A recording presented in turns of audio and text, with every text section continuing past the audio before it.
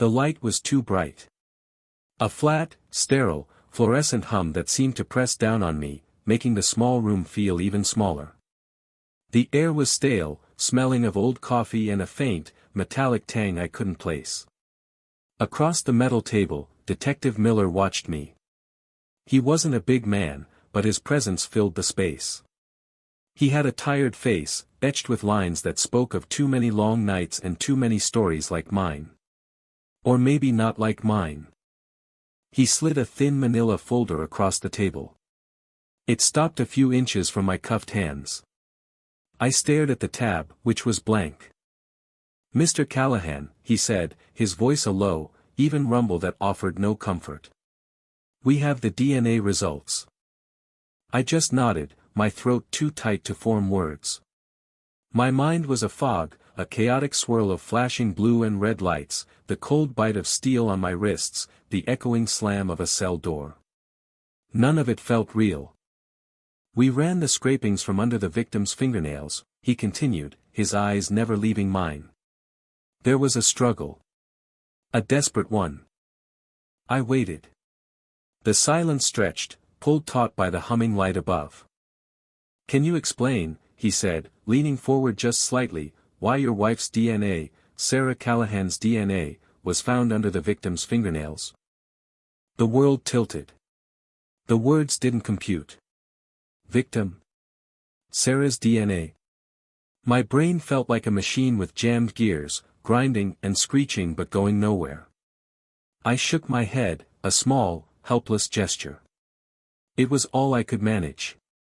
My wife, Sarah, the one who cried when a bird hit our window, the one who organized neighborhood bake sales. Her. My mind refused to connect the dots. It just kept pulling me back. Back 5 days. To a Saturday night, before the world broke apart. Before the silence and the sirens. 5 days ago, I was just a husband. A father. My name is Michael Callahan, and my biggest concern was the relentless Texas heat and the patch of brown grass on my front lawn. We live in Cypress, a sprawling suburb of Houston where the houses are new, the lawns are manicured, and life is supposed to be simple. I'm a civil engineer. I build bridges.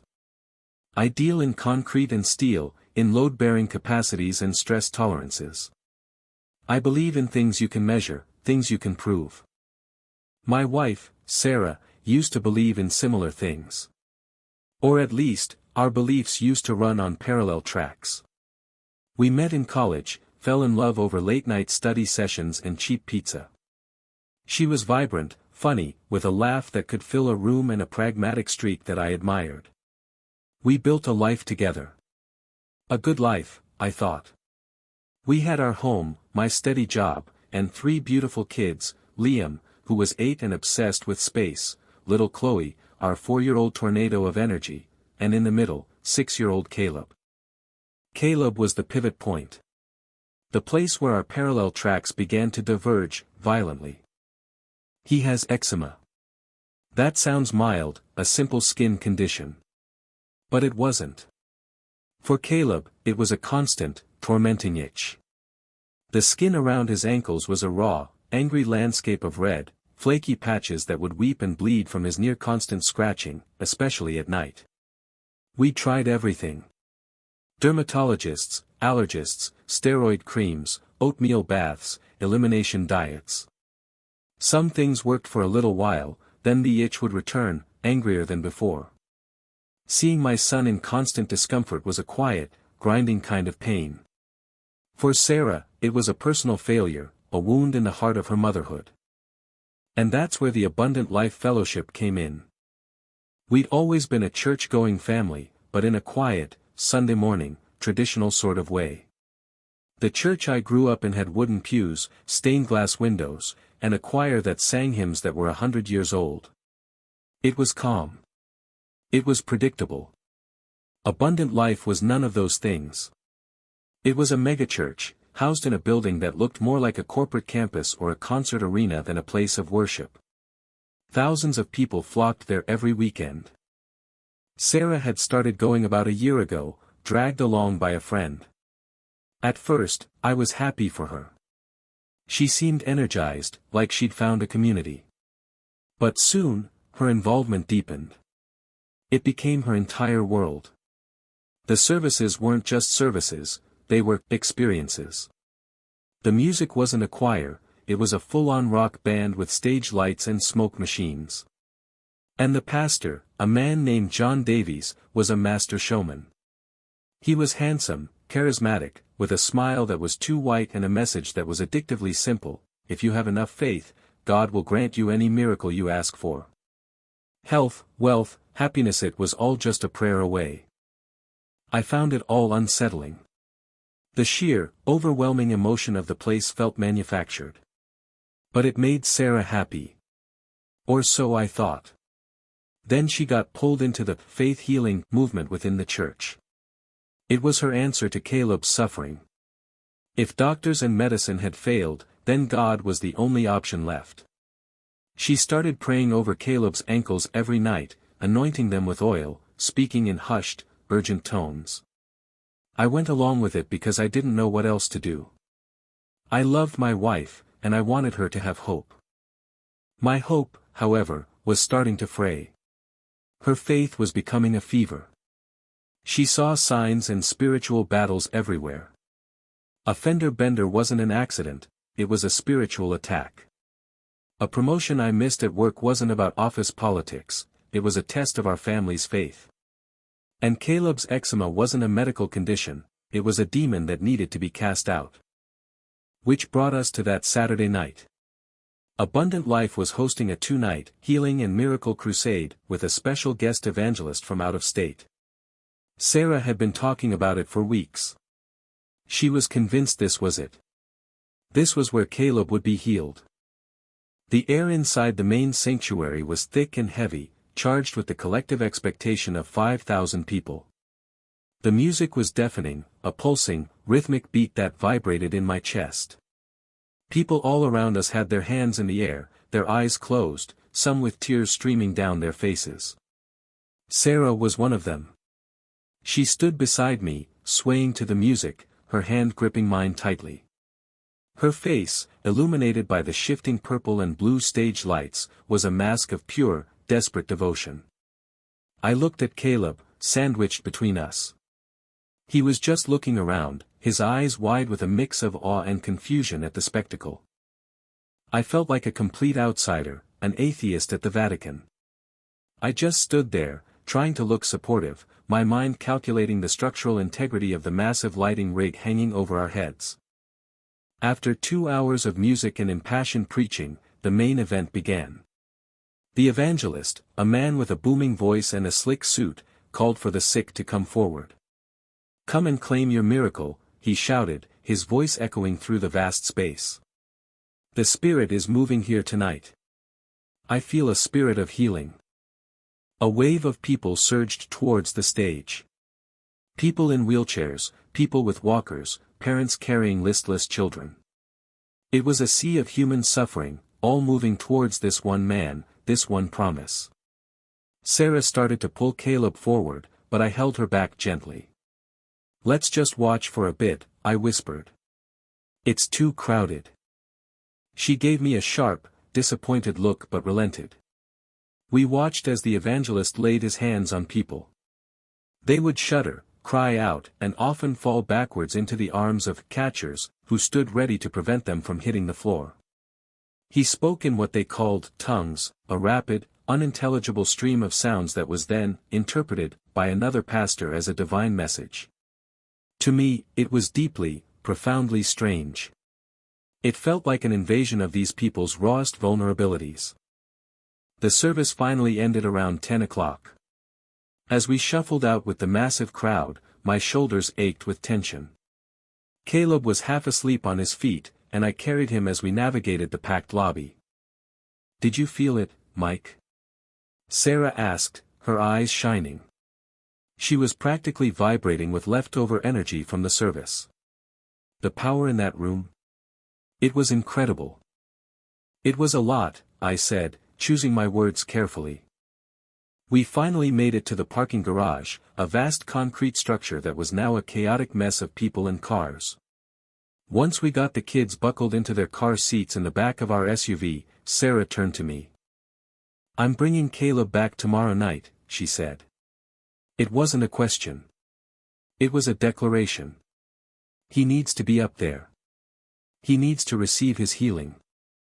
I took a deep breath. I knew this was coming. "Sarah, honey, look at him," I said, gesturing to the back seat where Caleb was already asleep, his head lolled to one side.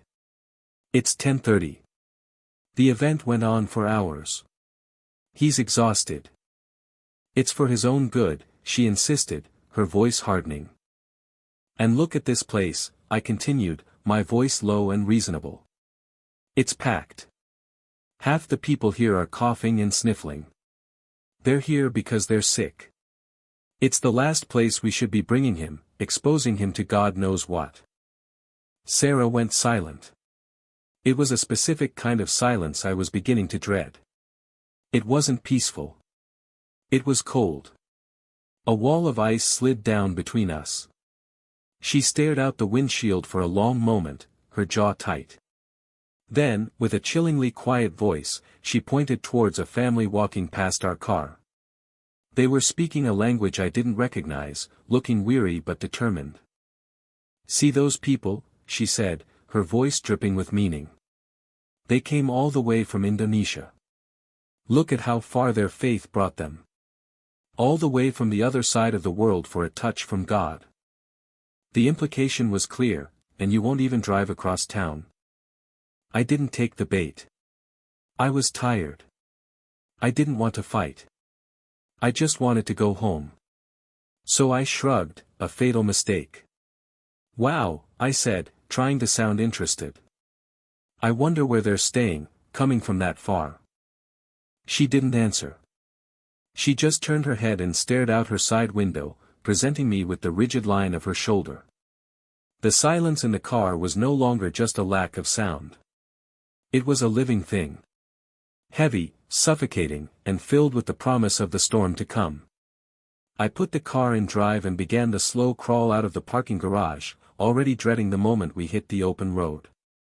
The moment the tires hit the smooth asphalt of the freeway, the silence shattered. It was as if the open road gave her permission to finally unload everything she had been holding back. "I can't believe you," she began, her voice low and seething. She was still staring out the side window, but her words were aimed at me like daggers. "I cannot believe your heart is that hard. Your own son is suffering, and you don't care." "Sarah, that's not fair," I said, my knuckles white on the steering wheel. I kept my eyes on the road, on the river of red taillights flowing ahead of us. "Of course I care. That's why I don't want him up half the night in a crowded room." "No, you don't care about what really matters," she shot back, turning to face me now. Her face was pale in the dim glow of the dashboard lights, her eyes wide with a righteous fury. "You don't care about his soul. You don't care about faith. You just mock it. You sit there with that smug look on your face while God is moving, and you feel nothing. Nothing." "I wasn't being smug," I said, my own anger starting to rise. "I was just tired. We're all tired." "Tired? That's your excuse. Men of God are supposed to be leaders. They're supposed to lead their families in faith, to be the spiritual head of the household. And what are you? You're an anchor, Mike. You're a dead weight pulling us all down into your doubt and your cynicism." The word stung, sharp and deeply personal. She was using the language of her church, the rhetoric of Pastor Davies, to tear me down. Every sermon about weak men and spiritual warfare was now being weaponized against me in the confines of our Honda Pilot. "I know you're stressed about Caleb," I said, trying one last time to be the calm one, the reasonable one. "I am too. But this isn't helping. Yelling at me isn't going to heal his skin. Let's just go home, get some sleep, and we can talk about it tomorrow." My attempt at de-escalation was like throwing gasoline on a fire. "Don't you dare patronize me," she shrieked, her voice cracking. "Don't you dare act like I'm some hysterical woman who just needs to calm down. This is about your failure. As a husband. As a father. She kept on like that for another 10 minutes. A relentless tirade of insults, accusations, and scripture twisted into cudgels. I just drove. I focused on the lines on the road, on maintaining a safe distance from the car in front of me, on breathing. I felt the anger coiling in my stomach, a hot, tight knot. But I didn't raise my voice. I didn't yell back.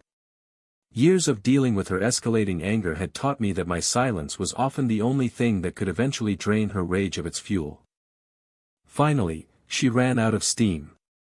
She slumped back in her seat, breathing heavily, and turned to face the window again. The silence returned, but this time it was ragged and wounded. We drove on, the only sound being the hum of the tires on the pavement. I thought the worst was over. I was wrong. We were about halfway home, cruising down a long, dark stretch of highway that cut through an undeveloped patch of land, just fields and distant trees under the vast, starry Texas sky. Suddenly, I heard a click. I glanced over and saw that she had undone her seatbelt. "What are you doing?" I asked. "Put your seatbelt back on." "Let me out," she said, her voice flat and devoid of emotion. "What? Are you crazy?" I glanced at the speedometer. We were going 70. We're in the middle of nowhere. It's almost 11 o'clock. I said, "Let me out of the car," she demanded, her voice rising again. She reached over and started hitting the steering wheel. Not playfully. Hard, open-palmed slaps against the plastic. "Stop it, Sarah!" I yelled, swerving slightly as one of her hands hit mine. "You're going to make us crash." She didn't stop. She started pummeling the dashboard, the steering wheel, anything she could reach. Then, she turned on me. "You useless man," she screamed, her fists flailing, striking my shoulder, my arm. "You useless, faithless man." My heart was hammering against my ribs. This was pure madness. I couldn't drive like this. I signaled and pulled the SUV over onto the wide, gravelly shoulder of the highway. The moment the car stopped, she shoved her door open and stormed out, slamming it so hard the entire vehicle shook. She started walking away from the car, down the shoulder, into the darkness. Her silhouette was swallowed by the night, visible only when a passing car's headlights swept over her. My mind raced. I couldn't just leave her there. What if she got hit by a car? What if someone stopped for her? My anger at her was immense, but my fear for her was greater. I put the car in drive and rolled slowly behind her, keeping a distance of about 30 feet, my hazard lights blinking a steady, rhythmic pulse in the dark. I just wanted to keep her in my headlights, to make sure she was safe until she calmed down. Realized how insane this was. I didn't have a plan. I was just reacting. After about a quarter of a mile, she must have heard the crunch of my tires on the gravel behind her. She spun around, her face a pale mask of fury in my headlights. "Stop following me," she screamed, her voice thin against the whoosh of passing traffic. "Leave me alone." I didn't listen. How could I? I just kept crawling along behind her. She walked, I followed. This bizarre, terrifying parade continued for what felt like an eternity, but was probably only 15 minutes. Then I saw her stop. She pulled her phone out of her pocket. The screen lit up her face with a ghostly blue light. I figured she was calling her mom, or maybe a friend from church to come get her. I slowed to a stop, giving her space, hoping this was the end of it. That's when I saw the lights. They appeared in my rearview mirror, a distant bloom of red and blue that grew larger and brighter with terrifying speed. A police cruiser. It sped past me, then slowed, pulling onto the shoulder right in front of where Sarah was standing. She waved it down, as if she'd been waiting for it. My blood ran cold. She called the police. She called the police on me. One of the officers got out and approached her. I couldn't hear what they were saying, but I could see her gesturing frantically, pointing back at me in the car. Then, both officers were walking towards me, their expressions grim, their hands resting near their belts. One of them tapped on my window. I rolled it down, my heart pounding a frantic rhythm against my ribs. "Sir, please keep your hands on the steering wheel. Do you have any weapons in the vehicle?" "No," I said, my voice hoarse. "No, officer. I'm her husband. We need you to stay in the car for now, sir. License and registration, please." I did as I was told, my hands shaking as I retrieved the documents from the glove compartment. As one cop took my ID back to his car, the other went back to talk to Sarah. And then, the performance began. She started crying. Not just crying, but wailing. Her shoulders heaved. She pointed at me, her voice rising with hysteria, carrying on the wind. I could only catch fragments. Abuser. Controls everything. Stalking me. So scared. Then she threw herself on the ground. Literally. She collapsed onto the dusty gravel of the highway shoulder and started flailing, kicking her legs like a child in a tantrum, or like someone possessed.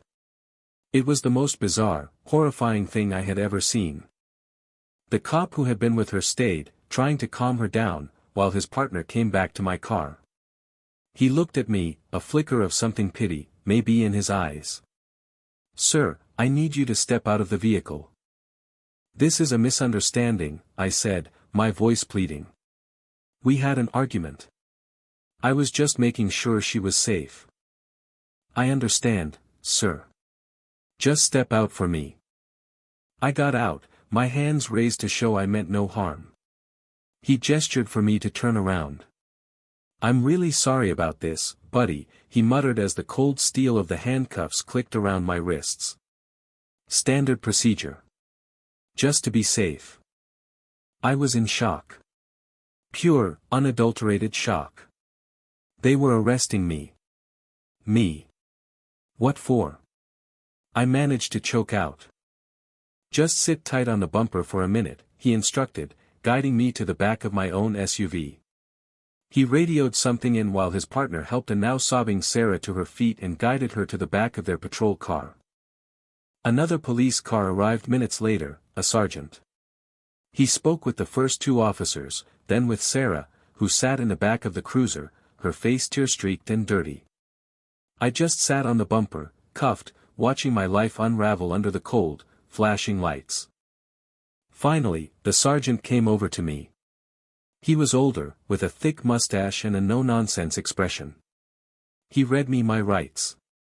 The Miranda warning. The words you only hear in movies. Now the shock was wearing off, replaced by a wave of white-hot anger. "What the hell am I being booked for?" I demanded. "Your wife has accused you of domestic abuse," he said, his voice flat. "She states you assaulted her, and when she tried to escape, you pursued her in your vehicle, stalking her along the highway." I tried to explain. I told him about the church, the argument about our son, about her hitting me first. He just listened, his face unreadable, and then shook his head slightly. "You'll have plenty of time to tell your side of the story," he said. "For now, you're coming with us." They put me in the back of the second patrol car. Through the cage, I saw one of the first officers speaking to Sarah. I heard him ask if she needed a ride home. She nodded meekly. They let her out of the police car and into the passenger seat of our SUV, which an officer would drive back for her. They were giving my accuser, the woman who had attacked me and then lied to them, a ride home in my car. And they were taking me to jail. The betrayal was so absolute, so profound, it felt like a physical blow. I leaned my head against the cold glass of the window and watched as the flashing lights painted the dark landscape in strokes of red and blue, over and over again.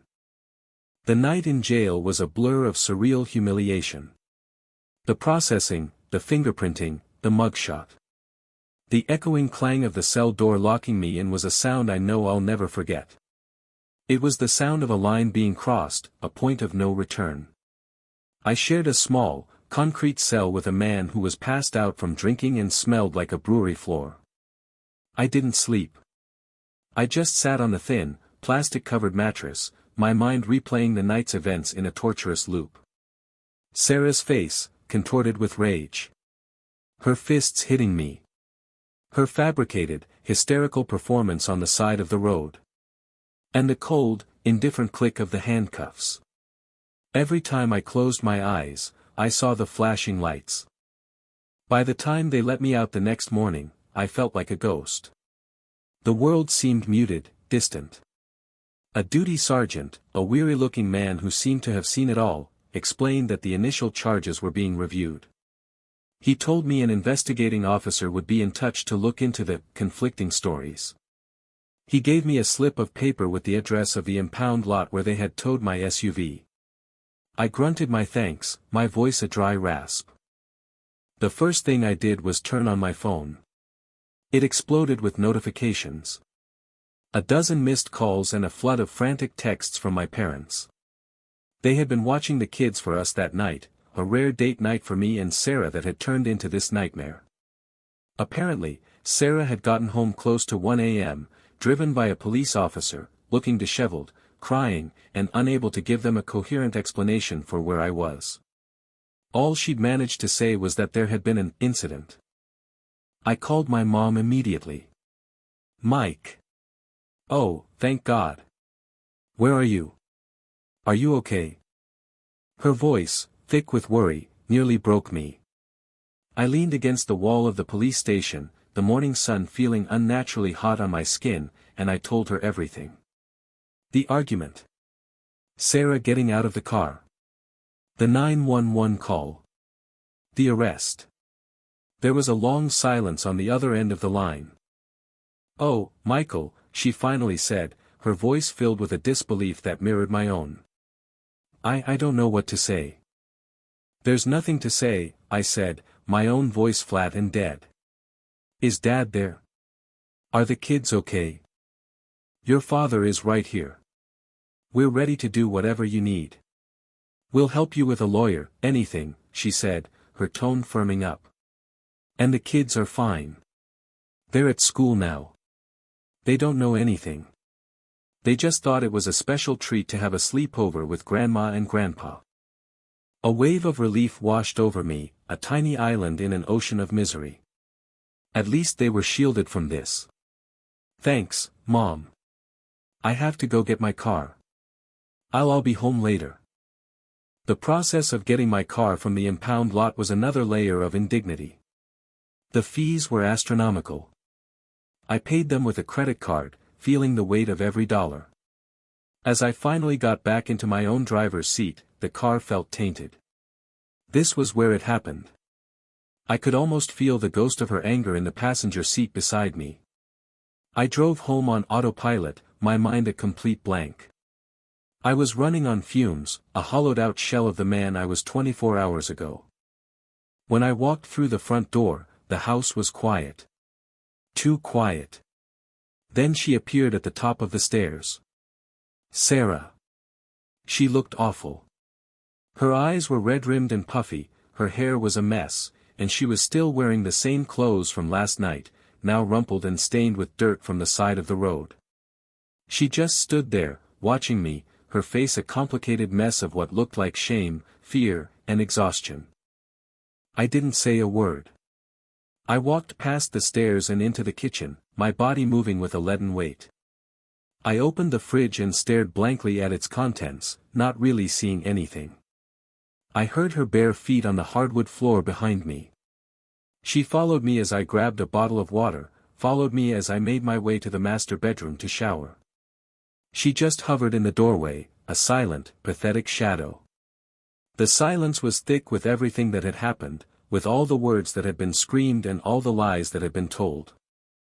After a long, hot shower where I just stood under the spray trying to wash the feeling of the jail cell off my skin, I put on a clean t-shirt and shorts. I still hadn't spoken to her. I couldn't. What was there to say? How was your night? Mine was lovely, thanks for asking." The rage was still there, but it was a cold, hard stone in my chest now, too heavy to be moved by simple words. I went back to the kitchen and put a couple of slices of bread in the toaster. I was starving. She had followed me again and was now sitting at the dining table, her hands clasped tightly in front of her. She watched my every move as I buttered my toast and sat down opposite her. For a few minutes, the only sound was the scraping of my knife on the toast. Then, her voice, small and fragile, cut through the silence. "Someone assaulted me." I froze, the toast halfway to my mouth.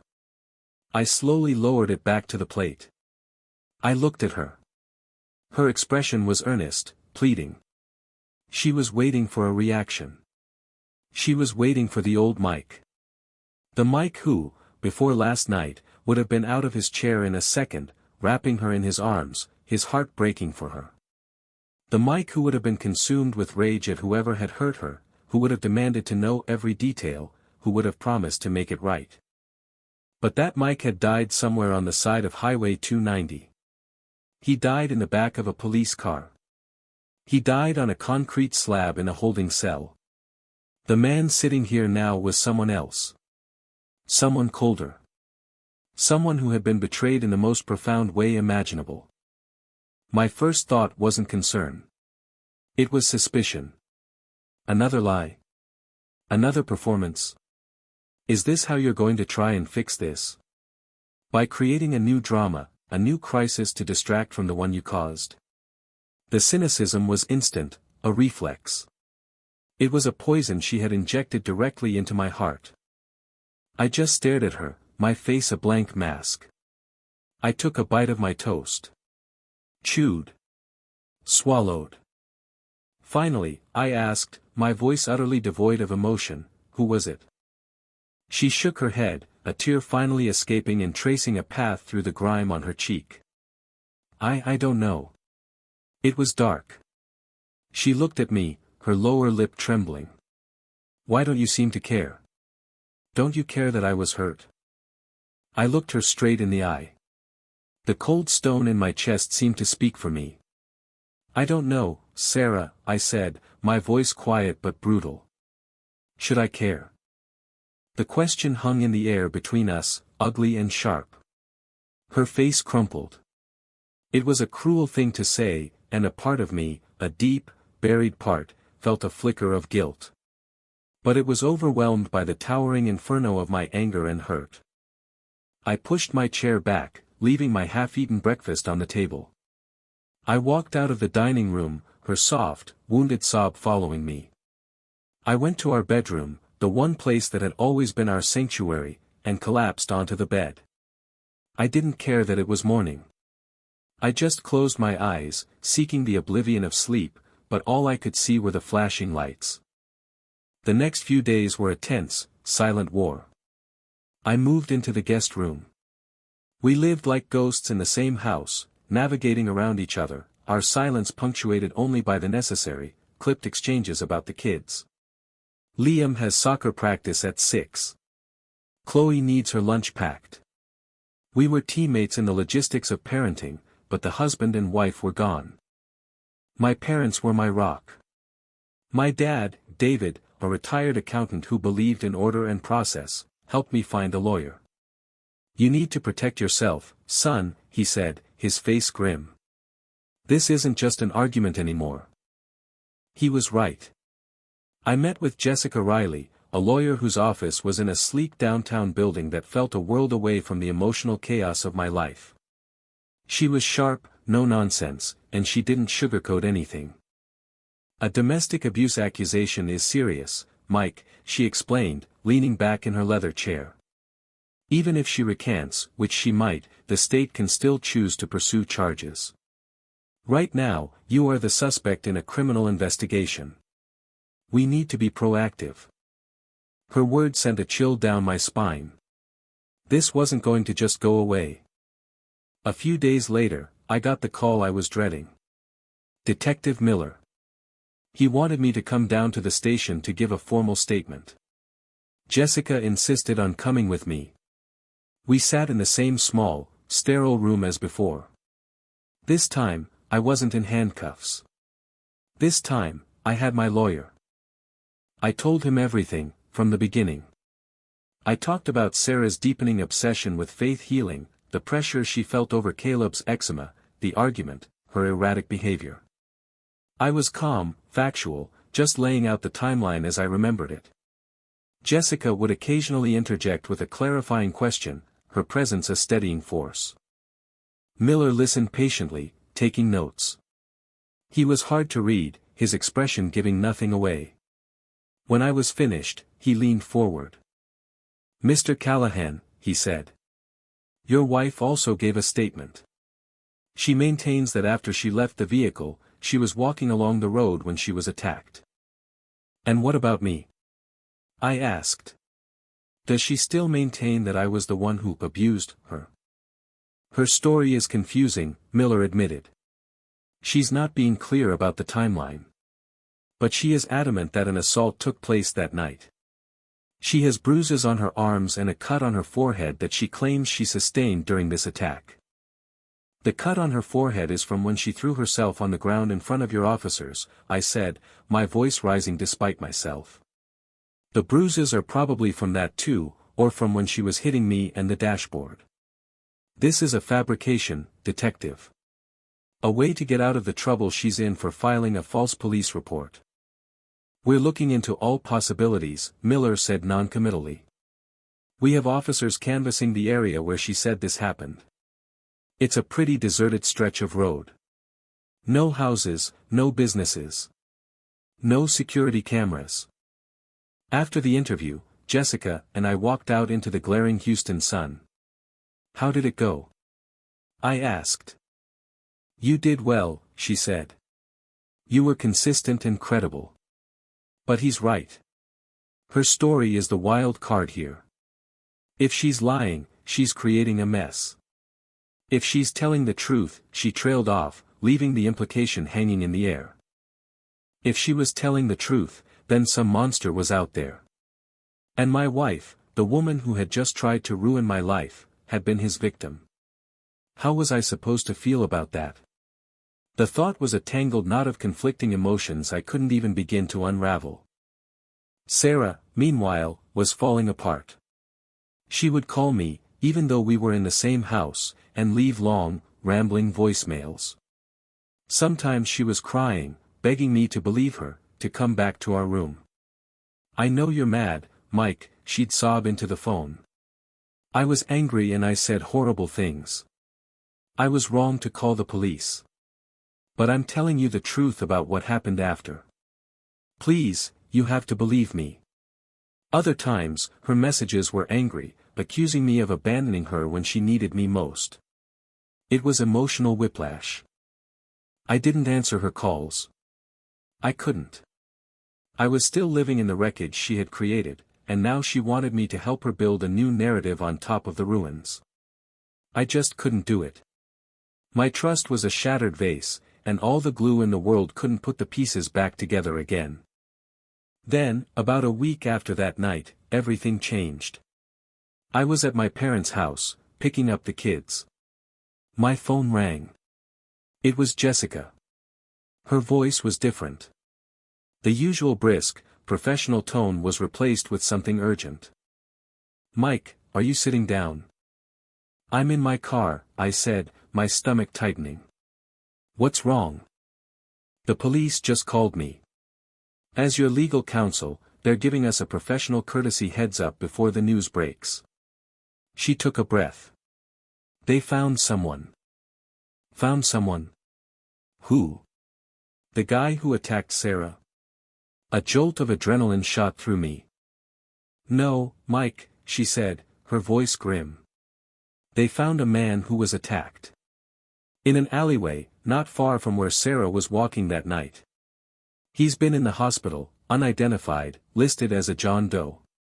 He was beaten so severely he's been in a coma ever since." "My God," I whispered. So Sarah was telling the truth. She saw it happen. There was a pause on the other end of the line. A heavy, meaningful silence. "Not exactly," Jessica said slowly. They found something at the scene.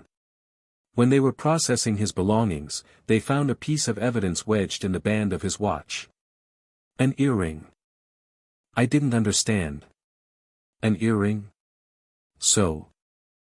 It's a very specific, custom-made earring, Mike, she said, and I could hear the gravity in her voice. The police showed a picture of it to your wife this afternoon. She identified it. It's the one she told them she lost during her assault. The world stopped. The hum of the car engine, the sound of my kids laughing in the back seat, it all faded away. Sarah's words echoed in my mind. Someone assaulted me. Mike?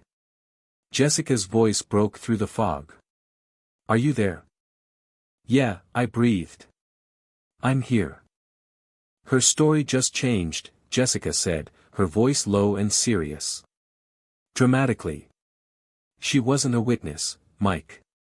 The evidence suggests she was there. She's not the victim in this assault. The police think she's the perpetrator. The drive home from my parents' house was the longest of my life. Jessica's words echoed in my head, a relentless, deafening drumbeat. She's not the victim. She's the perpetrator. My kids were in the back, chattering about school and Minecraft, their innocent voices a stark, painful contrast to the darkness swirling in my mind. How could I reconcile the two realities?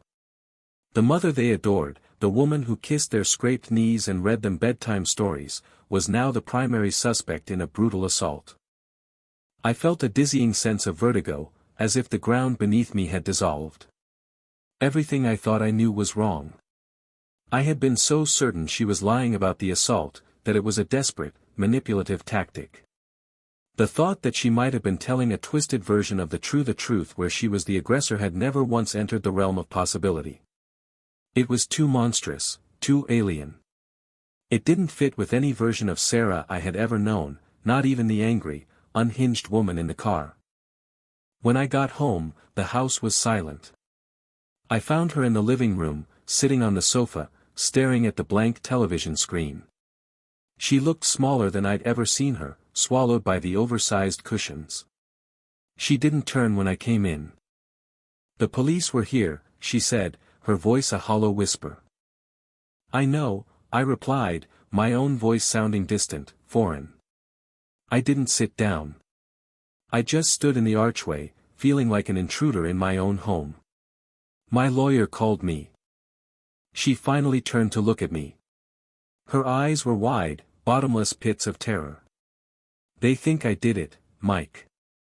They think I hurt that man. I waited for her to deny it. I waited for the indignant rage, the tearful proclamations of innocence. I waited for her to tell me this was all a terrible mistake, another lie, a misunderstanding. But it never came. She just stared at me, her face a canvas of pure fear. I didn't, she whispered, but the words had no conviction. They were faint, flimsy, like a piece of paper trying to stop a flood. I wouldn't. I couldn't. Then how did your earring get on him, Sarah? I asked, my voice dangerously quiet. She started to tremble, a violent shudder that shook her whole body. I don't know, she cried, hugging herself. I told them, I was attacked. He must have pulled it off me when he grabbed me. Who grabbed you, Sarah? Was it him? The man in the hospital? I don't know. It was dark. I couldn't see his face, she sobbed, burying her face in her hands. I was so scared. I just ran. Her story was full of holes, a flimsy net that couldn't hold the weight of the evidence. And yet looking at her, a crumpled, terrified figure on our sofa, I felt a sliver of doubt. Not about what happened, but about why. The woman in front of me didn't look like a violent criminal. She looked like a child who was lost in the woods, terrified of the monsters she was sure were lurking in the trees. The next day, Detective Miller called me again. I need you to come in, Mr. Callahan. We need to go over your statement again, in light of the new evidence. Jessica's advice was firm. Don't go without me. And don't talk to Sarah. Don't text her, don't call her. You are now the key witness in a major felony investigation. Everything you say and do will be scrutinized. I felt like I was being pulled apart. On one hand, I was the wronged husband, the victim of a false accusation. On the other, I was now the sole alibi, the only person who could place Sarah somewhere else in a fit of rage, yes, but not in a dark alley beating a man into a coma. My initial lie detector was broken, my ability to tell what was true and what was false when it came to my wife had been completely destroyed. My anger towards her was still there, a simmering coal bed of resentment, but it was now complicated by a terrifying new emotion, fear for her. The second interview with Miller was far more intense. The room felt colder, the questions sharper. Jessica sat beside me, a silent, watchful presence. "Mr. Callahan," Miller began, "let's go back to the night of the incident. Your wife gets out of the car. You follow her. For how long?" "About 15-20 minutes," I said. "And you had her in your sights the entire time?" I hesitated. "Mostly. The road curves a little. There were a few seconds here and there where she might have been just out of view, around a bend or behind some brush on the shoulder. But I was right behind her." "A few seconds is all it takes," Miller said, scribbling a note. "The alley where the victim was found is about 50 yards off the highway, hidden behind a thicket of trees. Could she have ducked in there without you seeing?" I don't think so," I said, but a seed of uncertainty had been planted. Was I paying that close attention? Or was I just stewing in my own anger, my focus on the red glow of the taillights in front of me? It happened so fast. She was there 1 minute, walking, and the next she was on the phone and your cruiser was pulling up. So you're saying there's a window of time, maybe several minutes, where you can't definitively say where she was or what she was doing? No. Yes. I don't know, I stammered, feeling the trap closing. I was following her to make sure she was safe. I can't imagine she would have run off into a dark alley. People do things you can't imagine all the time, Mr. Callahan, Miller said, his gaze unwavering. He then laid out the preliminary timeline they had pieced together. The victim, a homeless man named Marcus Thorne, had been seen by a gas station clerk about an hour before Sarah's 911 call, heading in the direction of the alley where he often slept. The coroner estimated the time of the assault to be within the 30-minute window that Sarah was out of the car. Her story, Miller continued, is that a man jumped out of the darkness, grabbed her, she fought him off, and ran. She says she lost her earring and phone in the struggle, but then magically found her phone again a few hundred feet down the road to call 911. That doesn't make any sense, I said. No, it doesn't, Miller agreed. The forensics are telling a different story. The victim has defensive wounds on his hands and arms. The attacker, however, seems to have sustained very few injuries, aside from some scratches. The blood under Mr. Thorne's fingernails, it's your wife's DNA. She says it's from where he scratched her while she was fighting him off. But the pattern of the scratches on her arms is not consistent with a struggle. They look self-inflicted. I felt sick. The image of Sarah, alone in the dark, scratching her own arms to create a cover story, it was beyond comprehension. Why? I asked, the question aimed at Miller, at God, at the universe. Why would she do this?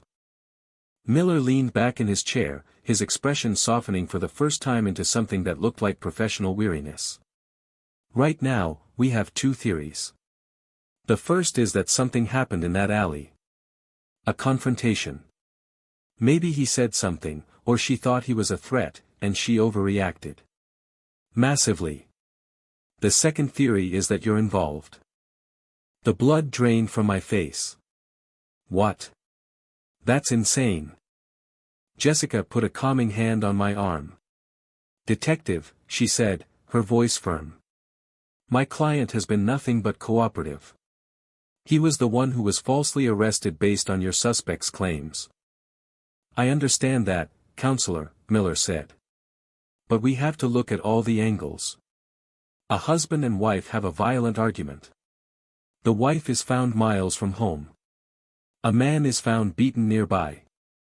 It's not a stretch to wonder if maybe the husband did the beating, and the wife is covering for him with this bizarre assault story. Or maybe they did it together. I felt the floor drop out from under me again. I came here as a witness, and now I was a potential co-conspirator. The injustice of it was so overwhelming I could barely breathe. First, she tried to paint me as an abuser. Now, her actions were threatening to paint me as an accomplice to attempted murder. She wasn't just destroying her own life, she was taking a wrecking ball to mine. The days that followed were a living hell. The house became a prison. I barely slept, my mind a constant churn of anxiety and fear. I had to pretend everything was normal for the kids, plastering a smile on my face when all I wanted to do was scream. I'd take them to the park, help them with their homework, my hands shaking with a tremor I couldn't control. Sarah was a ghost. She drifted through the house, losing weight, her eyes permanently wide with a haunted look. She stopped trying to talk to me. The space between us was now a chasm, filled with lawyers and police detectives and unspoken horrors. The pressure was mounting from outside, too. The story had been leaked to a local news blog. It didn't mention our names, but the details were specific enough: Cyprus woman's bizarre stalker claim linked to brutal beating. The whispers started in our neighborhood. The sideways glances from other parents at school pickup. The sudden quiet conversations when I walked into a room. My world, once so stable and secure, was crumbling around me, and I was powerless to stop it. I found myself going back to that night in the car, trying to dissect every word, every action, searching for a clue I had missed. I remembered her rage, her accusations that I was a dead weight of doubt and cynicism. I remembered her obsession with her faith, her talk of spiritual battles and demons. And I remembered her pointing out the family from Indonesia, her voice laced with a strange intensity. Look at how far their faith has brought them. I called my mom, desperate for someone to talk to who was outside the immediate blast radius. I don't understand, Mom, I said, pacing my parents' backyard while they watched the kids. Even if she was furious with me, how does a person go from that to this? It doesn't connect. Michael, my mom said gently, Sarah hasn't been herself for a long time. This obsession with the church, with that pastor, it's changed her. When someone believes so strongly that the world is a battlefield between angels and demons, maybe they start to see demons everywhere. Her words hung in the air, chilling me to the bone. Maybe they start to see demons everywhere. That night, unable to sleep, I went to Sarah's side of the closet. I didn't know what I was looking for. A diary, a letter, anything that could offer a glimpse inside her fractured mind. Tucked away in a shoebox on the top shelf, beneath old birthday cards and photos, I found a stack of notebooks. They were her prayer journals, filled with her neat, looping handwriting. I sat on the floor and began to read. At first, they were what I expected. Prayers for the kids' health, for my job, for our marriage. But as I got to the more recent entries, the tone shifted. The writing became more frantic, the pages filled with underlined passages and exclamation points. She wrote about Pastor Davies's sermons, quoting him verbatim. She wrote about the spiritual oppression she felt in our home, about my spirit of doubt being a gateway for the enemy. She described Caleb's eczema not as a medical condition, but as a demonic stronghold that had attached itself to our family. Then I found the entry from the day of the Miracle Crusade. Tonight is the night, she had written. The chains will be broken. The spirit of affliction on my son will be cast out. I feel the power of the Lord moving, but I also feel the resistance. The enemy is fighting back. He is using the person closest to me to sow seeds of doubt. He is using Mike. His skepticism is a wall, a barrier to the miracle. I have to be strong. I have to be a warrior. I will not let the devil win. I will fight for my son's healing, no matter the cost. Reading those words, I finally understood. In her mind, the fight hadn't started in the car. It had started hours earlier. She hadn't just been arguing with me on the highway. In her reality, she had been doing battle with the devil himself. And when she stormed out of that car and into the darkness, she hadn't been running from her husband. She had been marching into war. The prayer journals changed everything. They were a Rosetta Stone for an insane new language I was being forced to learn. This wasn't about anger anymore. This was about a complete and terrifying detachment from reality.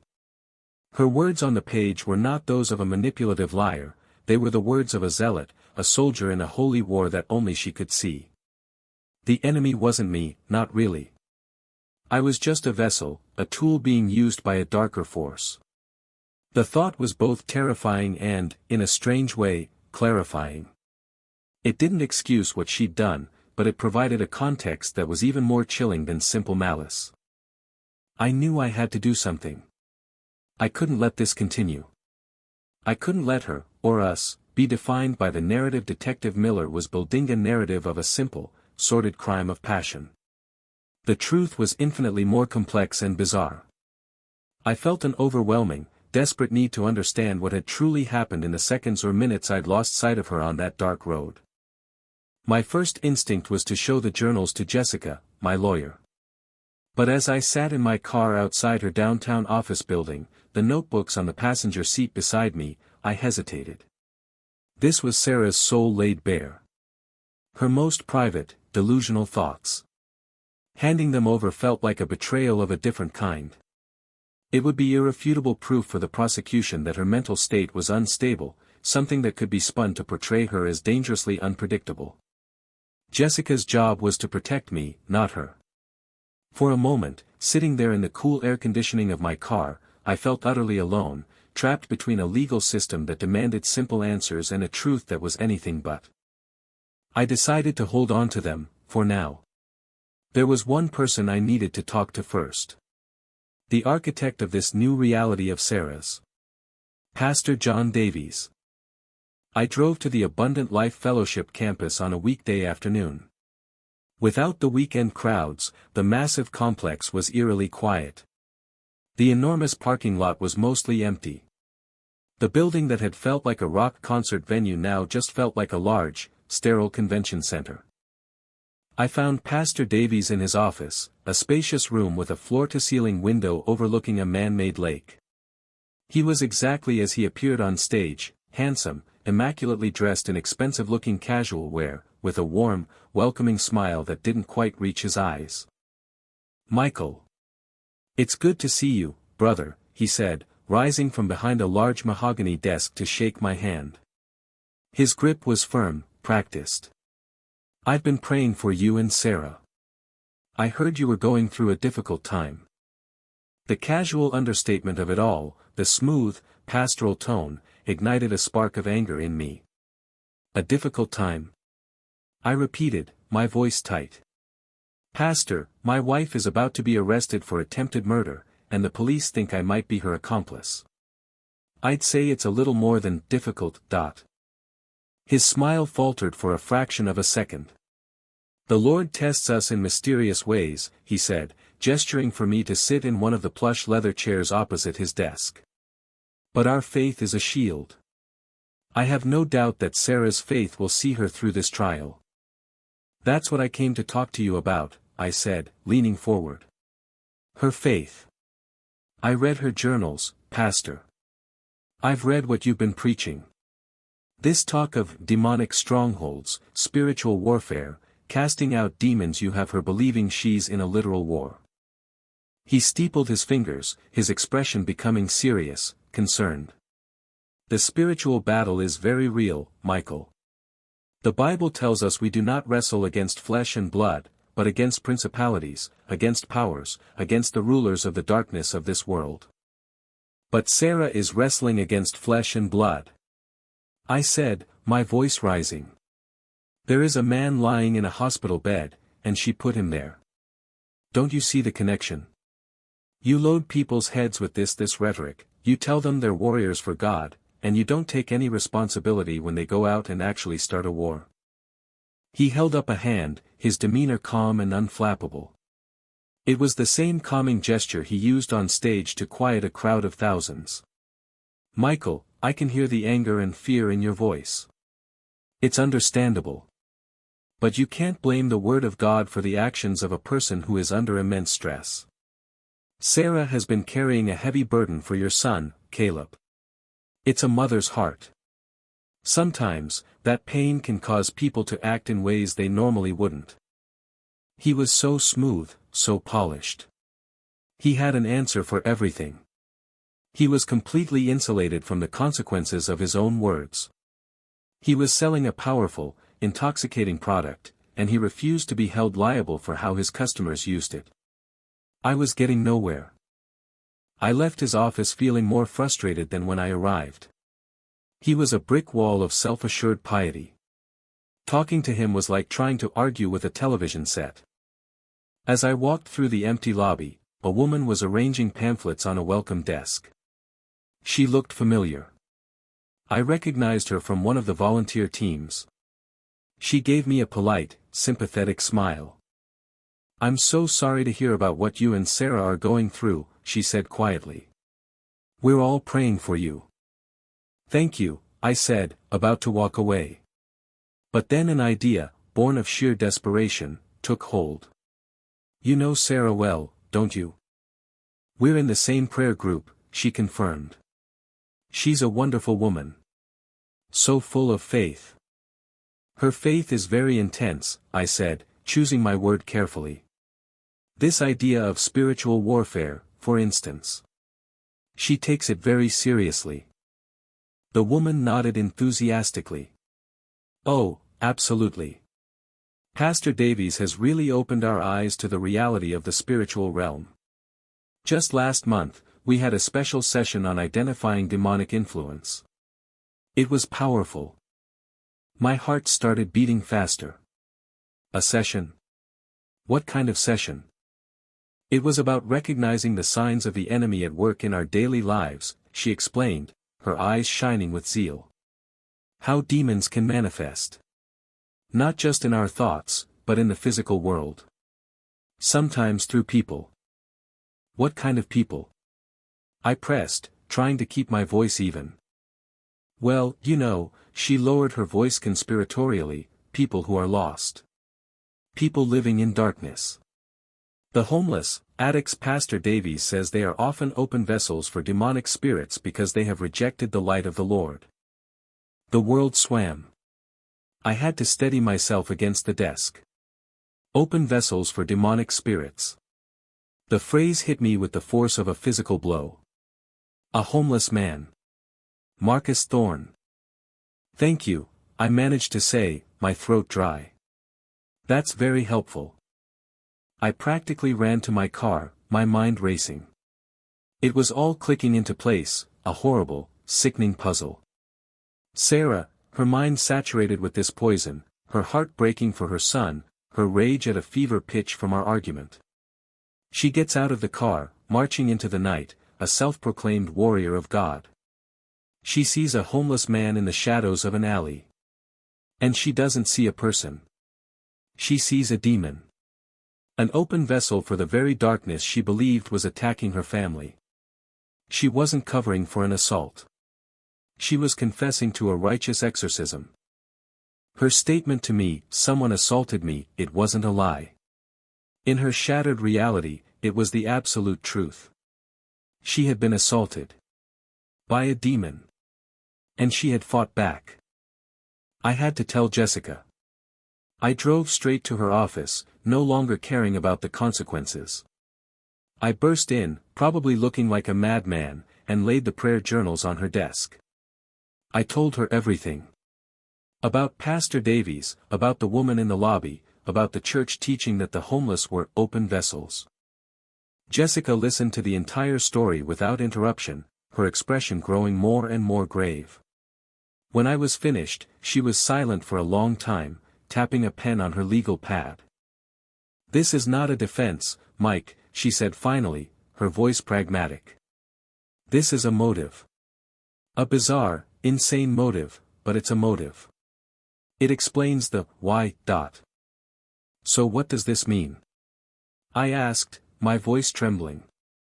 It means we're no longer in the realm of criminal intent in the way the prosecution thinks, she said, her legal mind already working, shifting strategies.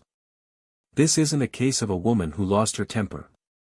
This is potentially a case of a woman who lost her mind. We need to stop thinking about a trial and start thinking about a psychiatric evaluation. A full one.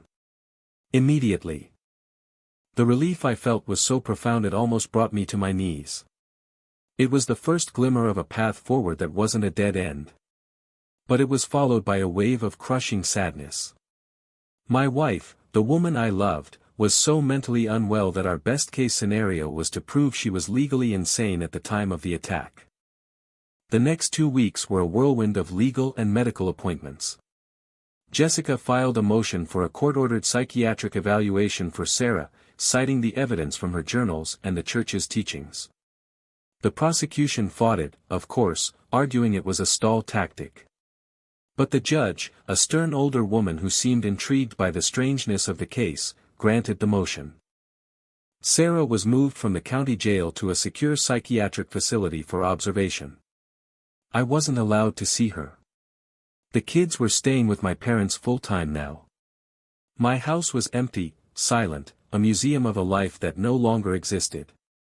I would walk through the rooms at night, picking up Chloe's stray dolls, straightening Liam's books, my chest aching with a grief so deep it felt bottomless.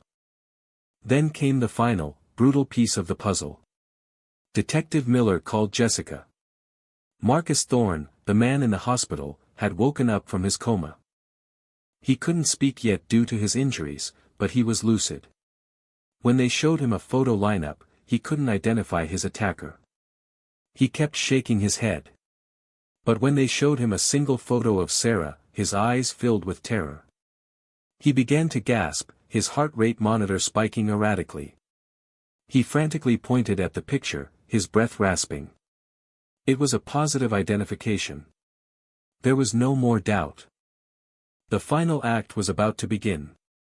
The district attorney's office, armed with an eyewitness identification, was moving forward. They were scheduling the grand jury hearing. They were going to indict my wife for attempted murder. I knew I had to see her. I had to face her, now that I knew everything. I needed to look her in the eye and see for myself who, or what, was looking back. Jessica pulled some strings, arguing that a spousal visit was crucial before the indictment. Reluctantly, the authorities agreed. The day I went to visit her at the psychiatric facility felt like my own judgment day. I walked down a long, sterile corridor that smelled of antiseptic and despair. A guard unlocked a heavy door, and I stepped into a small, bare room. There was a table and 2 chairs. A window with reinforced glass looked out onto a bleak courtyard. And then she walked in, escorted by a nurse.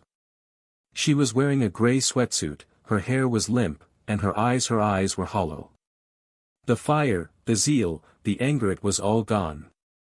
All that was left was a profound, bone-deep exhaustion. She sat down opposite me. We just looked at each other for a long moment. They told me he's awake, she said, her voice a fragile whisper. Yes, I said. He is. Tears began to well in her eyes. I see his face when I sleep, she said. I didn't mean to hurt him. I thought he was, she trailed off, unable to say the word. A demon, I finished for her. My voice was gentle, without accusation. It was just a statement of fact. She flinched, then nodded, a tear rolling down her cheek. He came out of the shadows, she whispered, her eyes unfocused, looking back at that night. He had these eyes, they were so dark. I heard Pastor Davies's voice in my head. Resist the devil and he will flee from you. So I resisted. I fought. The raw, unvarnished confession, delivered with the tragic sincerity of a child, broke something inside me. My anger, the cold stone of resentment I had carried for weeks, finally dissolved, replaced by an overwhelming wave of pity. This wasn't a monster. This was my wife. And she was lost. Utterly and completely lost. Sarah, I said, my own voice thick with emotion. It wasn't a demon. He was just a man. A homeless man. His name is Marcus Thorne. The sound of his name seemed to pierce through the fog in her mind. She looked at me, really looked at me, for the first time. Her face crumpled, and a gut-wrenching sob tore from her throat. "Oh, God," she wailed, burying her face in her hands. "What have I done? What have I done?" Suddenly, the door to the room flew open. 2 uniformed officers and Detective Miller strode in. Miller's face was grim. "Sarah Callahan," he said, his voice formal and loud in the small room. "You are under arrest for the attempted murder of Marcus Thorne." They pulled her to her feet. She didn't resist. She was limp, sobbing uncontrollably. As they cuffed her hands behind her back, she looked at me over her shoulder, her eyes screaming a desperate, silent plea. I just stood there, frozen, as they led my wife away. The sound of her cries echoed down the long, sterile hallway until it was swallowed by the slam of another heavy door. My world had not just cracked. It had shattered into a million irreparable pieces. The indictment was swift. The grand jury, presented with an eyewitness identification and the DNA evidence, didn't need much convincing. The official charge was aggravated assault with a deadly weapon, the deadly weapon being the pavement she had repeatedly slammed Marcus Thorne's head against.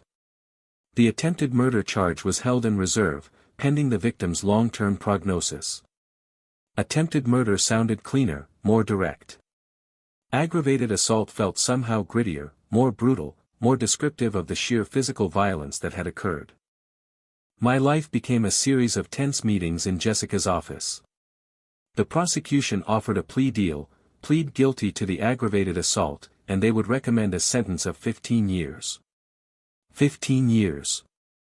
Our daughter, Chloe, would be 19 by the time Sarah got out. Liam would be 23. The thought was suffocating. "We're not taking it," Jessica said firmly, before I could even process the number. "Our only viable path is an insanity defense. Not guilty by reason of insanity. It's a high bar to clear, Mike. Juries don't like it. It feels like someone is getting away with something. But given the facts, it's the only honest defense we have." So that became our world.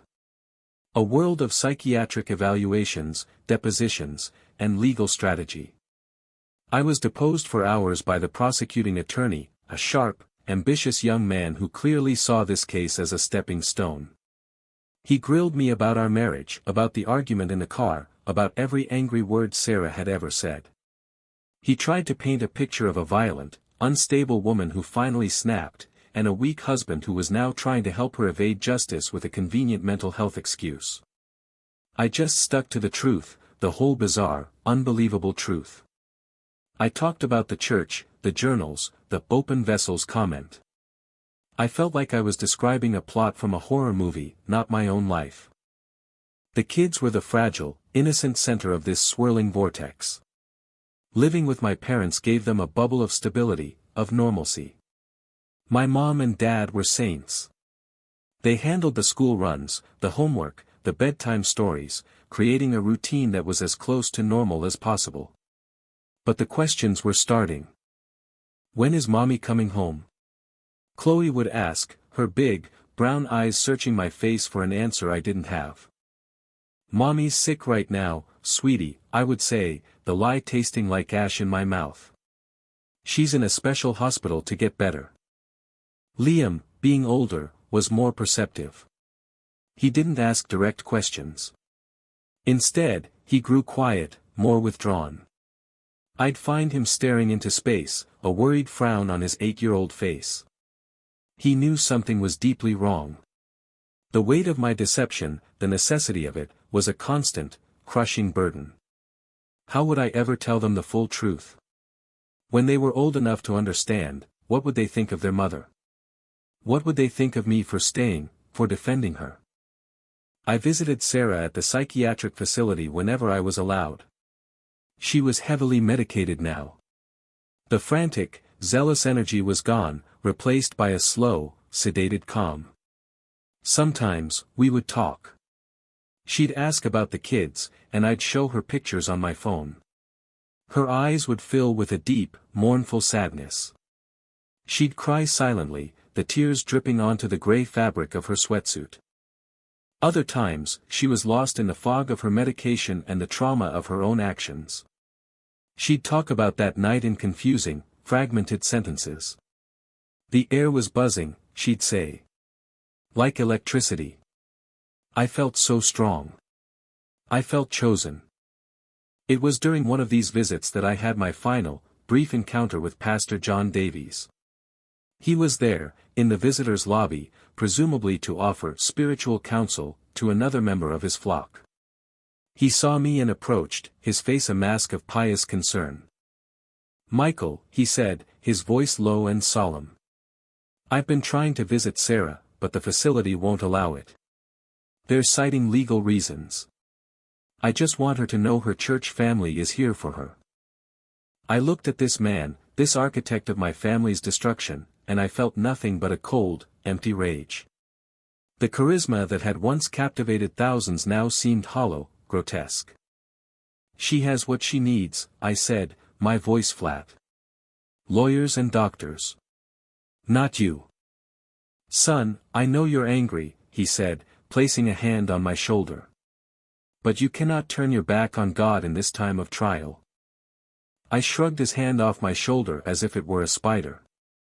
"Don't you dare talk to me about God," I said, my voice shaking with a fury I didn't try to control. "You took my wife's pain and her fear and you twisted it into a weapon. You built a fantasy world of angels and demons for her, and you left her to deal with the real-world consequences. This is on you. Her blood is on your hands." For the first time since I'd met him, the mask slipped. A flash of genuine anger, of indignation, crossed his face. Then, just as quickly, it was gone, replaced by a look of sorrowful pity. "I will pray for you, Michael," he said, turning and walking away.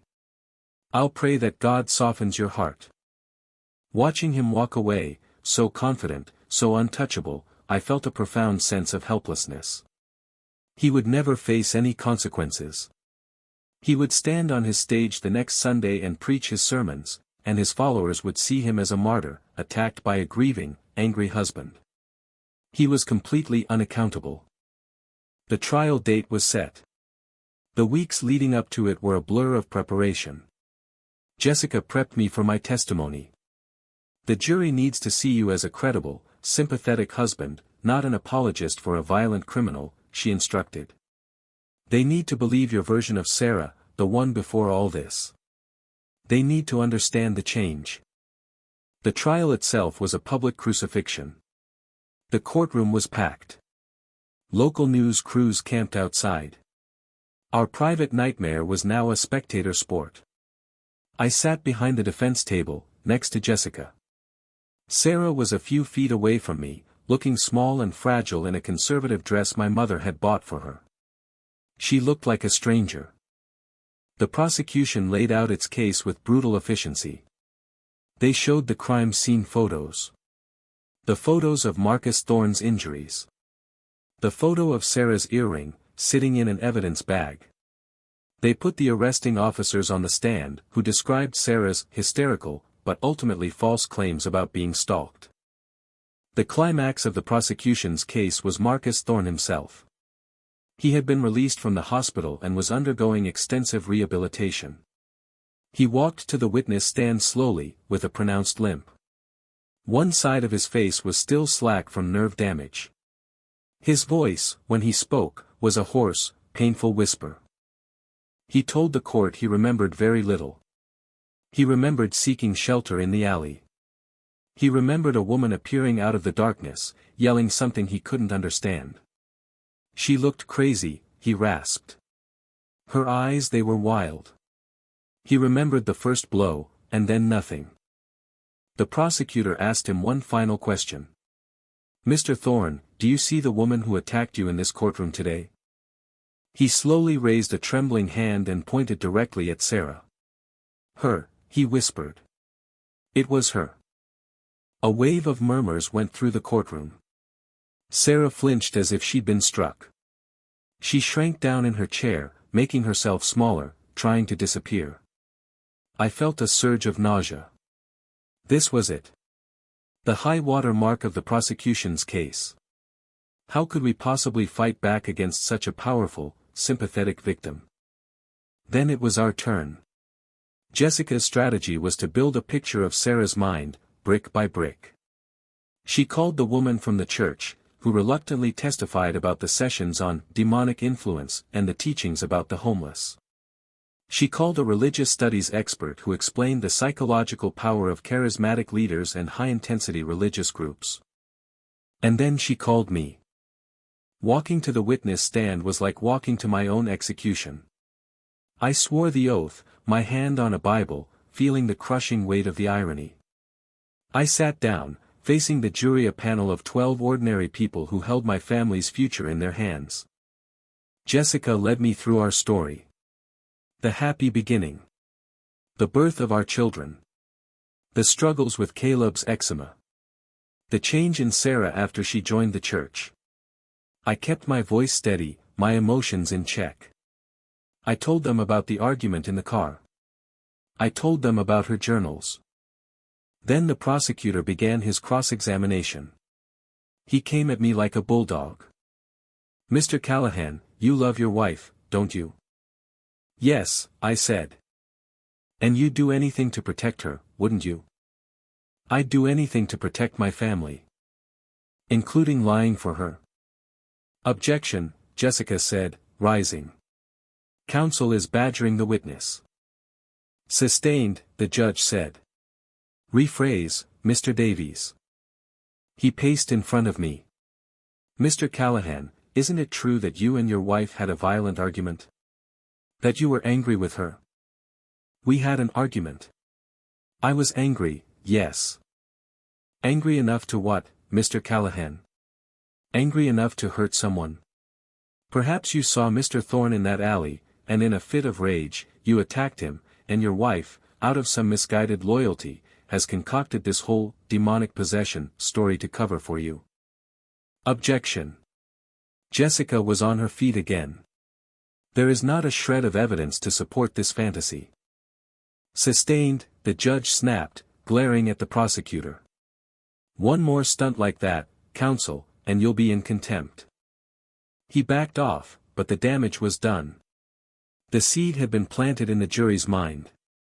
For the rest of my testimony, I felt their suspicious eyes on me. I was no longer just the husband. I was a potential suspect. The final witness for the defense was the court-appointed psychiatrist, Dr. Alastair Finch. He was a calm, academic man who spoke in careful, precise terms. He explained the diagnosis, brief psychotic disorder with marked stressors. He described how a perfect storm of factors, extreme emotional stress, sleep deprivation, and intense religious indoctrination could lead to a temporary but profound break from reality. In my professional opinion, Dr. Finch concluded, at the time of the assault, Mrs. Callahan was unable to appreciate the nature and quality or the wrongfulness of her acts.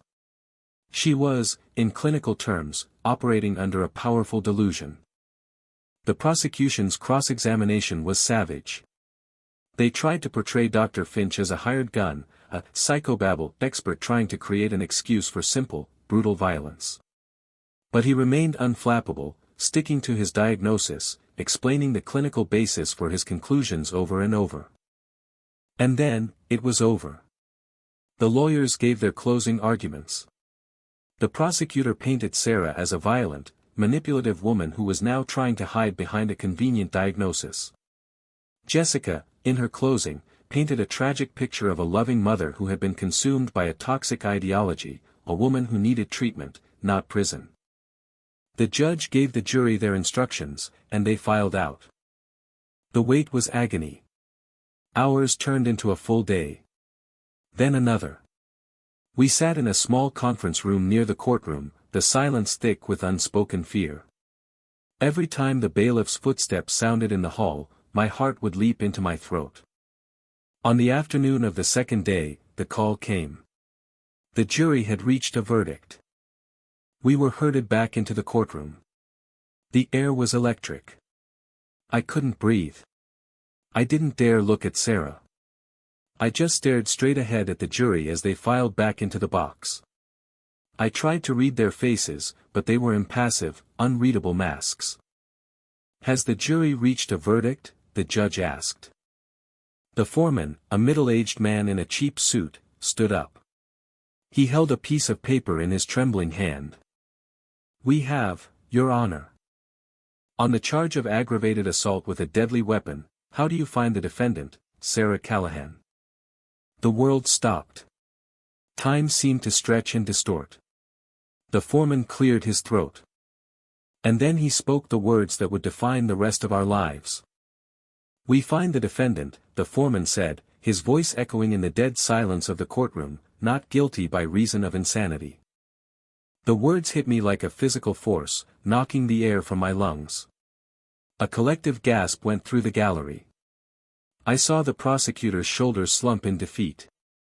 Jessica put her hand on my arm, squeezing it tightly, but I barely felt it. I was numb, adrift in a sea of shock and disbelief. We had won.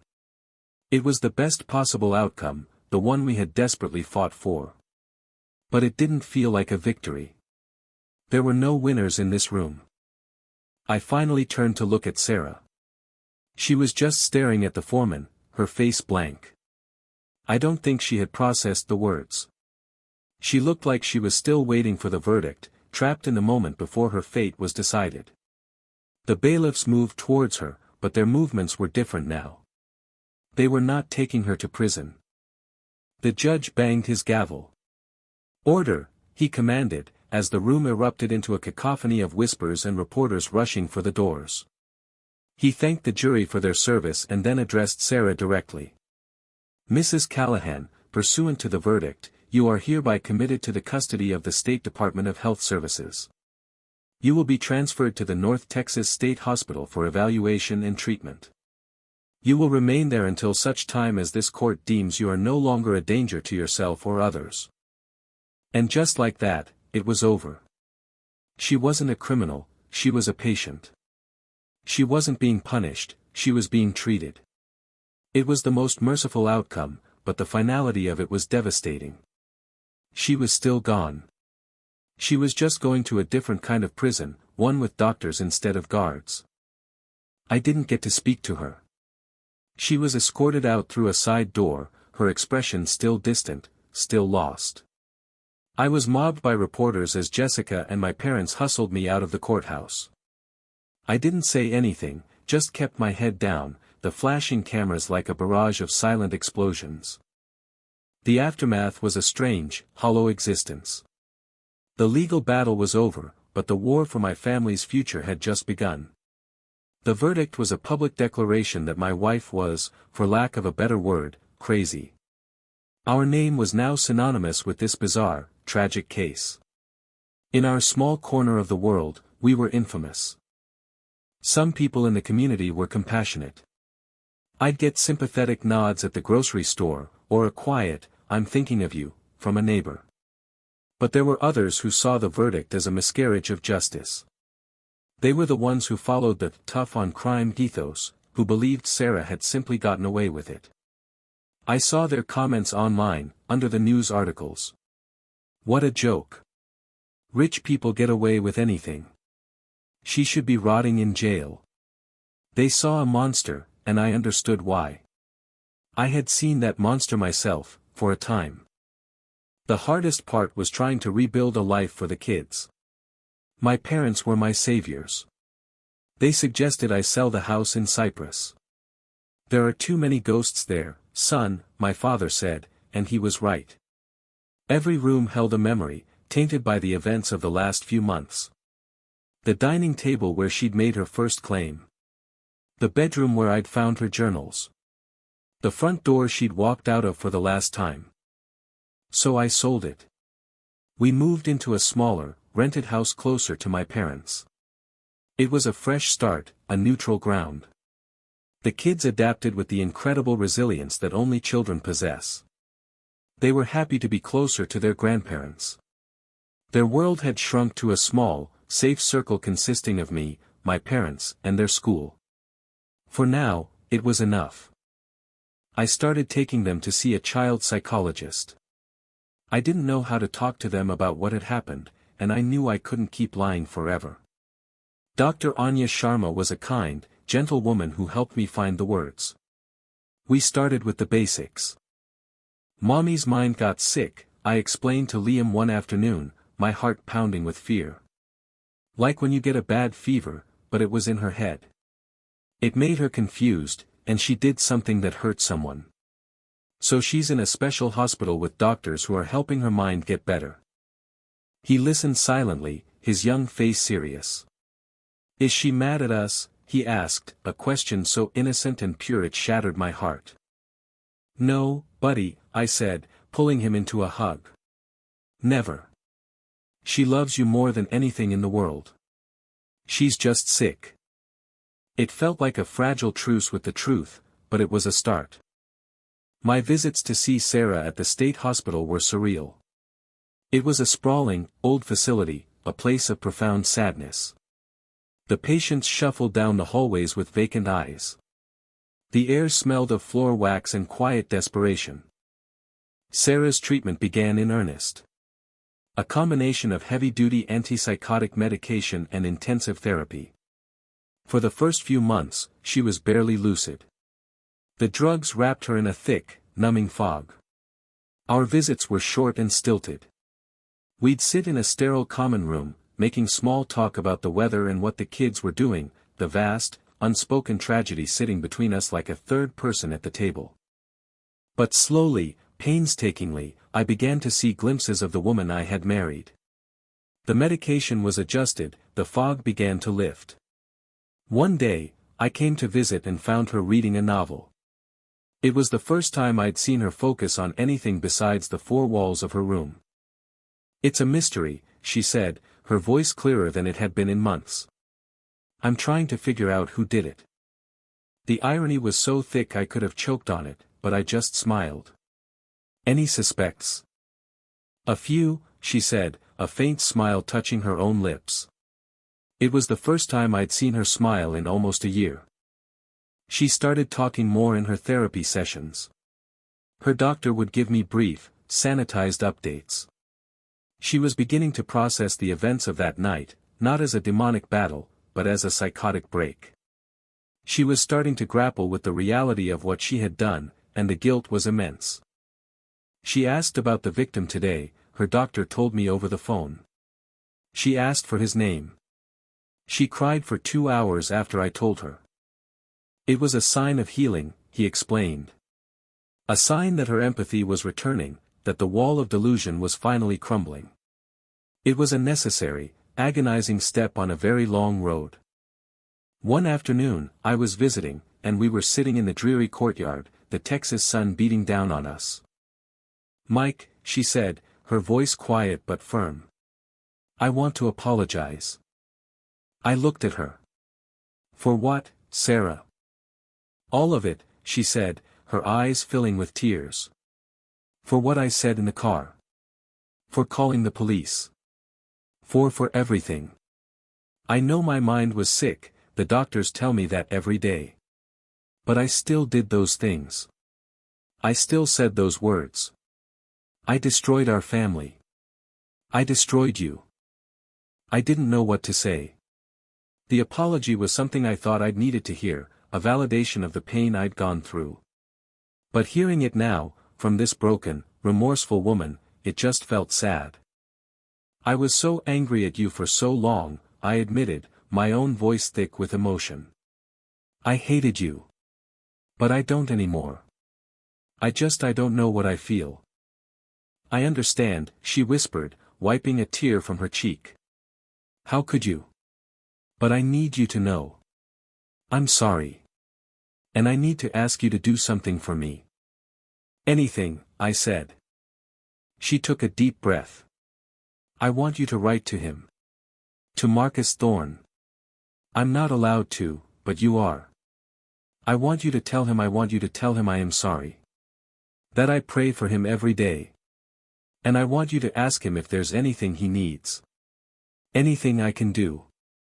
I know I have nothing, but maybe one day. The request was so selfless, so focused on her victim, it was the most compelling evidence I had seen so far that the real Sarah was fighting her way back to the surface. Finding Marcus Thorne wasn't easy. After the trial, he had disappeared from the public eye. With Jessica's help, I tracked him down through the Victim Services Department.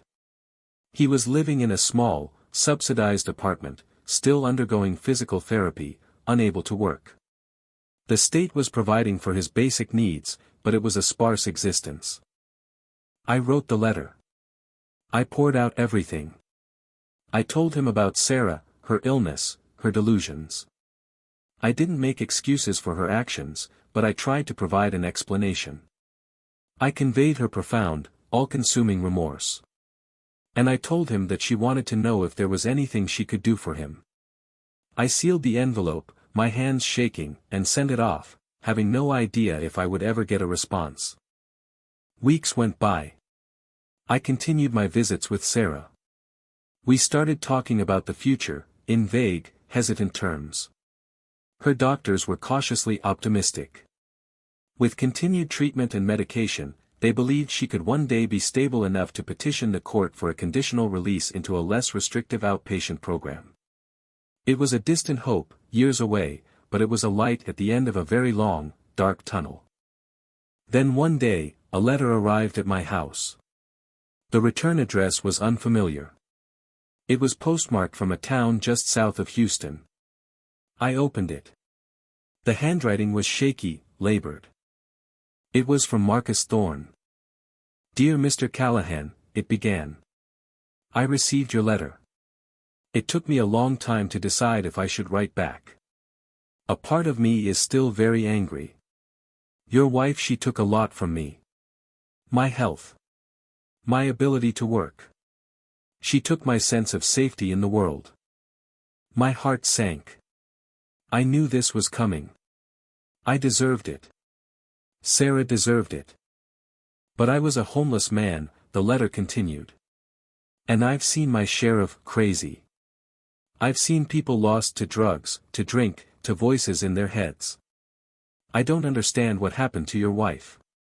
I don't understand her religion or her demons. But I think I understand what it is to be lost. Tell her I don't hate her. Tell her I hope her doctors can help her find her way back. I don't need anything from her. Forgiving her, that's something I have to figure out for myself. But not hating her. I can do that today. That's enough for now. I read the letter 3 times, the words blurring through my tears. It was a gift of grace I hadn't expected, a grace neither I nor Sarah deserved. It was a small, human connection in the midst of an inhuman tragedy. It wasn't a resolution, not by a long shot. But it felt like the first step onto solid ground. I showed Sarah the letter during my next visit. She held the single sheet of paper in both hands as if it were a sacred text, her eyes tracing each shaky word.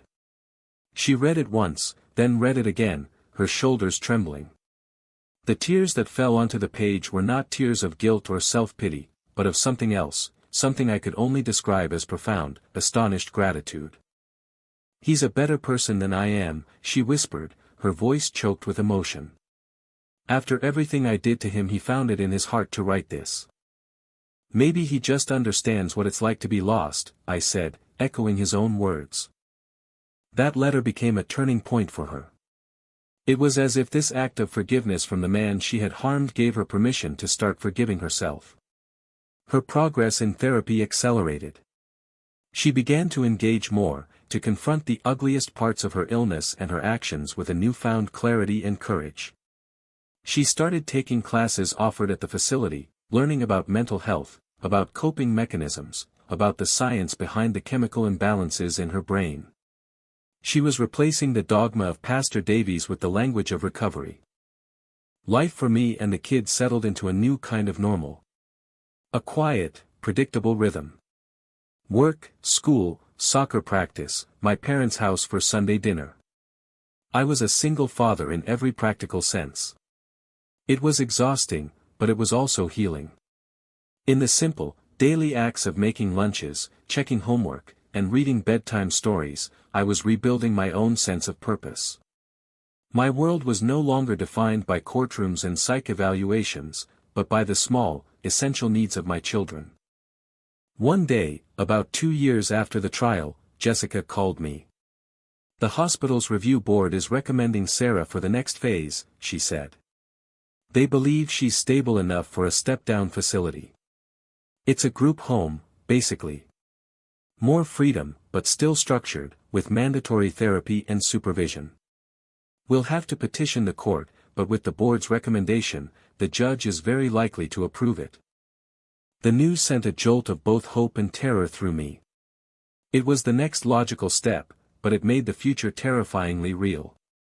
What did this mean for us? For the kids? Was I ready for her to be back in the world, even in a limited capacity? The court hearing was a quiet, formal affair, a stark contrast to the media circus of the trial. Sarah was there, looking healthier and more composed than I had seen her in years. She spoke to the judge herself, her voice clear and steady. She talked about her illness, her remorse, and her commitment to her ongoing treatment. The judge, the same woman who had presided over her trial, listened intently. She granted the petition. Sarah moved into the group home a month later. It was a pleasant, unassuming house in a quiet suburban neighborhood. She had a roommate, chores, and a strict curfew. She was allowed to have her phone and make calls. The first person she called was me. "I can see the sky," she said, her voice filled with a simple, childlike wonder. A real sky. Not just from a courtyard window. We began to navigate a new, undefined relationship. We weren't husband and wife, not really. The intimacy, the shared life, had been obliterated. But we were partners in a way. Co-parents to 3 children, bound together by a shared history, however tragic. We were 2 survivors of the same shipwreck, washed up on different shores, trying to figure out how to signal to each other across the water. She started seeing the kids again. The first few visits were at the group home, supervised by a therapist. They were awkward at first. The kids were shy, and Sarah was nervous, afraid of saying or doing the wrong thing. But little by little, the ice began to melt. Chloe, who barely remembered a time before her mom was sick, was the first to warm up, crawling into her lap to show her a drawing from school. Liam was more reserved, watchful, but I could see the guarded hope in his eyes. After a few months, she was allowed unsupervised day visits. On a warm Saturday in October, for the first time in almost 3 years, Sarah came to our house. I watched from the kitchen window as she played with the kids in the backyard. She was pushing Chloe on the swing. Liam was showing her a new soccer trick. Caleb, my quiet, sensitive Caleb, whose tormented skin had been the catalyst for our entire family's unraveling, was running through the grass, chasing a ball. The eczema on his ankles was long gone, a faint memory managed by a simple, non-steroidal cream a new dermatologist had prescribed. They looked like a normal family. A mother and her children laughing in the sun on a perfect autumn day. From a distance, you would never know the story. You would never see the scars. Sarah came inside to get some water, her face flushed and happy. She leaned against the counter, watching me. "Thank you, Mike," she said quietly. "For what?" "For not giving up," she said. "On them. On me." "I just did what I had to do," I said, shrugging, though we both knew it was more than that. "I saw an article online last week," she said, changing the subject. "About Pastor Davies. He's opening another campus. In Dallas." I just nodded, a familiar, cold feeling twisting in my gut. He was still out there. Thriving. Building his brand on the same message that had destroyed our lives. For a moment, the injustice of it all felt fresh, raw. Does that make you angry? She asked, seeing the look on my face. I thought for a moment. It used to, I admitted. It used to eat me alive. But now it just feels distant. He's a part of a story that's over. He can't touch us anymore. And I realized as I said it that it was true. My anger at him, my anger at Sarah, my anger at the world, it had all been a heavy anchor. Letting go wasn't about forgiveness, not really. It was about survival. It was about choosing to focus on the small, fragile, beautiful thing we were building in the here and now, instead of staying chained to the wreckage of the past. The future is still a question mark. I don't know if Sarah and I will ever be husband and wife again in the way we once were. I don't know if that's even possible, or what it would look like. Our marriage, as we knew it, died on the side of that highway. Maybe, in time, something new can grow in its place. Or maybe not. Maybe we will just be this, two people, forever linked, doing their best to raise their children in the shadow of a tragedy. Sometimes, late at night, after the kids are asleep and the house is quiet, I think back to that moment in the police station, when Detective Miller first asked me about Sarah's DNA. I think about the man I was then, consumed by a righteous, simple anger. I was so sure of everything, so sure of who was the victim and who was the villain. I see now that the world is not that simple. It's a messy, complicated, heartbreaking place. I don't know if I'm a good man, or a fool, or just a father who refused to let his children lose both parents. I only know that I'm still standing. And so are my kids. A few weeks ago, I was tucking Caleb into bed. He looked up at me, his eyes clear and bright. "Dad," he said, "Mommy's smile is back." I paused in the doorway, the words hitting me with a gentle, surprising force. I thought about it. And I realized he was right. Her real smile, the one that reached her eyes, the one I thought I'd never see again, was back. I don't know what the final chapter of our story will be. I don't know if it ends in forgiveness or separation, in a rebuilt family or a quiet, respectful distance. All I know is that we are moving forward. One small, fragile, uncertain step at a time. And for now, that is enough. For now, that feels like everything.